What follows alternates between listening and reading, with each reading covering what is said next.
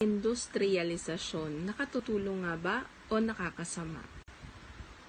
Ang industrialisasyon ay sumasaklaw sa pang-ekonomiko tulad ng pagmamanupaktura, pagmimina, konstruksyon at pagpoproseso ng elektrisidad, gas, tubig at iba pa. Katulong sa ekonomiya ng bansa at mamamayan ito, sapagkat nagbibigay ito ng milyong-milyong trabaho sa mga mamamayan at nakakabuo ng bagong produkto para sa ating pang-araw-araw na pangangailangan. Ngunit sa kabila nito, sa ating panahon ngayon, kitang-kita at nararanasan din natin ang hindi mabuting epekto nito, tulad na lamang ng panganib sa ating kalusugan, mentalidad, kapaligiran, tulad ng global warming, iba't ibang uri ng polusyon.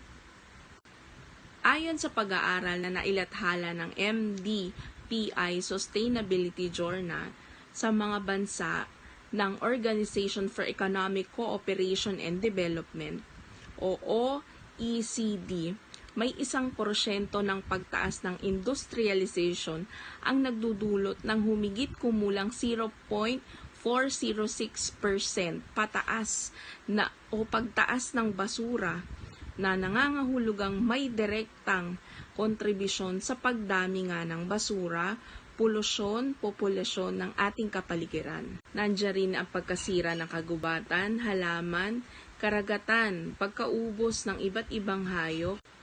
Ngunit huwag nating kalimutan na mula sa Biblia, tayong mga tao ay nilikha ng Diyos upang pangalagaan, bantayan, payamanin ang iba pang inilikha ng Diyos. Hindi naman masama ang pagbabago, ngunit dapat tayong matuto lamang na kumilos ng wasto, makatarungan, mapanagutan, at huwag nating abusuhin ang lahat ng mayroon tayo mula sa Diyos.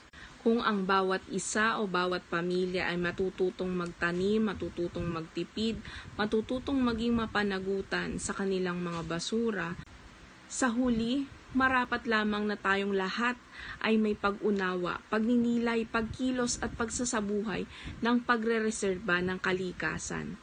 Ang bawat isa sa atin ay inaasahan na maging disiplinado, maging makatarungan at may malasakit sa kapwa tungo sa kabutihang panlahat. Ikaw, anong nais mo?